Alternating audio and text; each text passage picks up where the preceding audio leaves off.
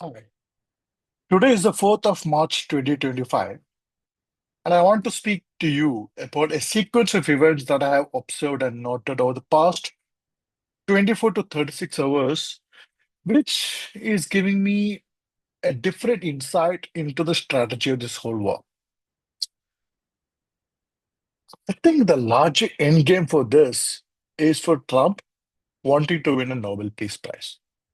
And seeing the gameplay that is being played out right now, I might just get it.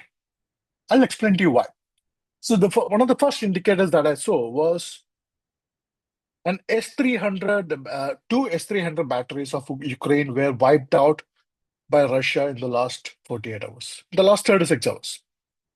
The S-300s are again of Russian manufacture, and they have been the most potent surface-to-air missile weapon systems that Ukraine currently have, giving it its biggest edge as far as air defense is concerned. The next indicator, US has stopped sending military supplies to Ukraine. Ukraine has not confirmed it, but the Polish Prime Minister has confirmed it that all the American military supplies that has been transiting through Poland have been stopped and they are not allowed to go further into Ukraine. And this particularly includes the HIMARS rockets, the Patriot missile systems, and the other ammunition that is involved. The next indicator that I saw was the attack on two merchant ships in Odessa harbor. That is, Odessa is the principal harbor for Ukraine. One of those ships was a UK freighter conveying supposedly UK military supplies to Ukraine.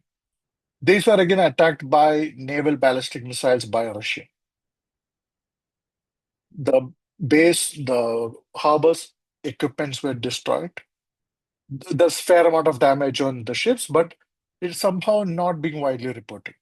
Now, this was just before UK announced its aid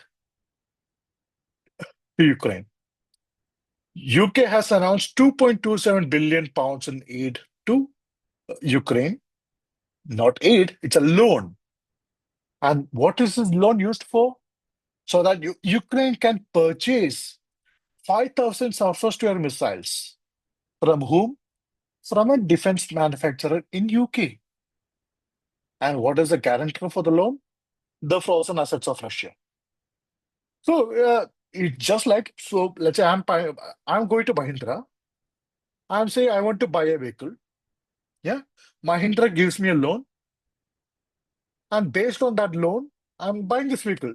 Now, Mahindra is announcing a press meet in a press conference says that, hey, look at this. I'm giving Gokul 20 lakh rupees. I'm also giving Gokul this Jeep. Oh, magnanimous. And that is the nature of UK military aid.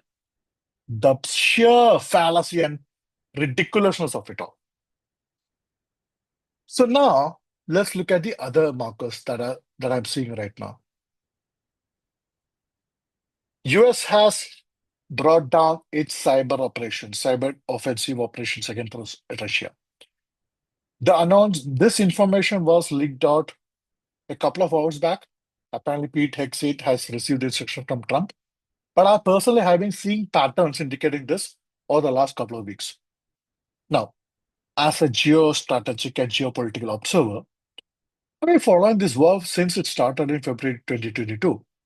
In the first couple of days, you had a balance of narratives coming in. You had the pro-Ukraine news sources. You had the pro-Russia news sources. Very less, but at least RT News and Pravda and the Ministry of Defense Russia YouTube channels were available. And of course, there were neutral news channels. I specifically remember Beyond, World is One being a neutral point of view. Over the next couple of weeks, the Russian media was completely cut off from all media availability for us. RT News was blocked from YouTube. Ministry of Defense Russia was blocked from YouTube. There was no way to get a Russian perspective. Then what I observed here was even hitherto neutral news sources were going pro-Ukraine. This continued until a month back. Until a month back, All the news that you could hear was how Ukraine is triumphing, how Russia is being defeated, how Russia is being getting military setback after military setback. While the war is continuing, while Ukraine seems to be losing territory. Over the last 2 weeks, I'm seeing a lot more Russia perspective media coming out in the social media, especially in the YouTube algorithm. This is an indicator that as far as US regulations are concerned, the algorithms have started favoring Russia and opposing Ukraine. You can get a lot more anti-Ukraine news now. It's available now. It might have been uploaded previously, but it never used to come up in our algorithms, no matter how hard we search. That has changed.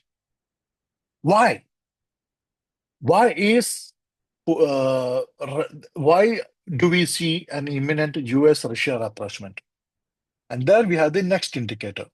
We have a news coming in that US has sought Russian assistance in resuming US-Iran nuclear talks. It's crazy. So let's get a context for these 2 points. The West-Russia hostility has been going on since 1945. That might be coming to an end. If US and Russia comes to a rapprochement, Europe will follow. Europe does not have the cojones to stand on its own. Does not have a voice to have its own independent foreign policy. A US-Russia rapprochement. Now, there's also an important factor why the timing. In 2022, when Russia started its war, it started with its war with its Cold War era stockpiles. For any country, it has a sufficient, it needs a particular time to ramp up its industrial capability.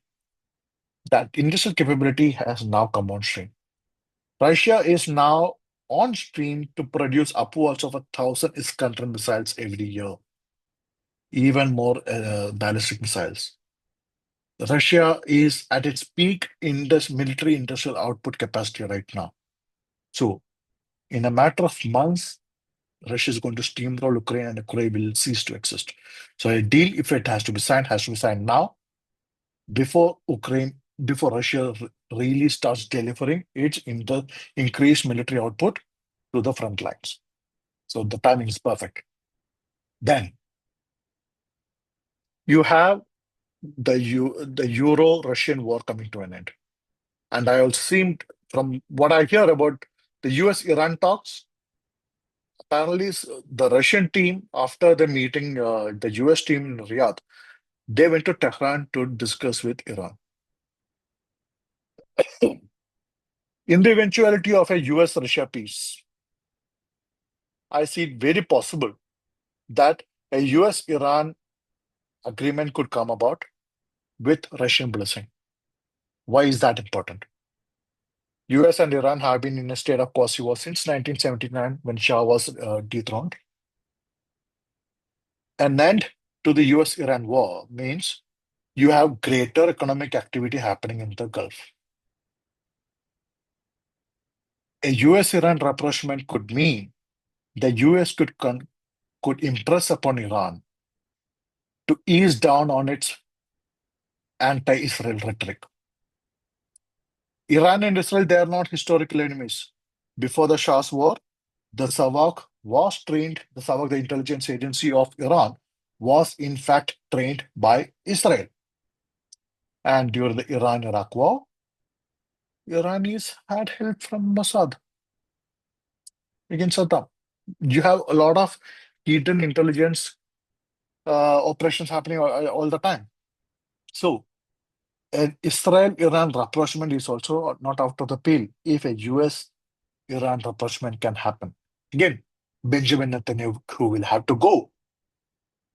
This cannot happen as long as Benjamin Netanyahu is at the helm of affairs in Israel.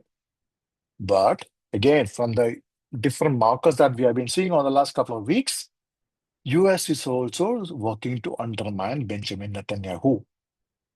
It's a smart game that's been played. So imagine US-Russia rapprochement, US-Iran rapprochement. This could lead to Iran forcing Hezbollah and Hamas to come to the table. And perhaps peace in Palestine? Wild idea? Well, crazy things are happening right now. It's a possibility.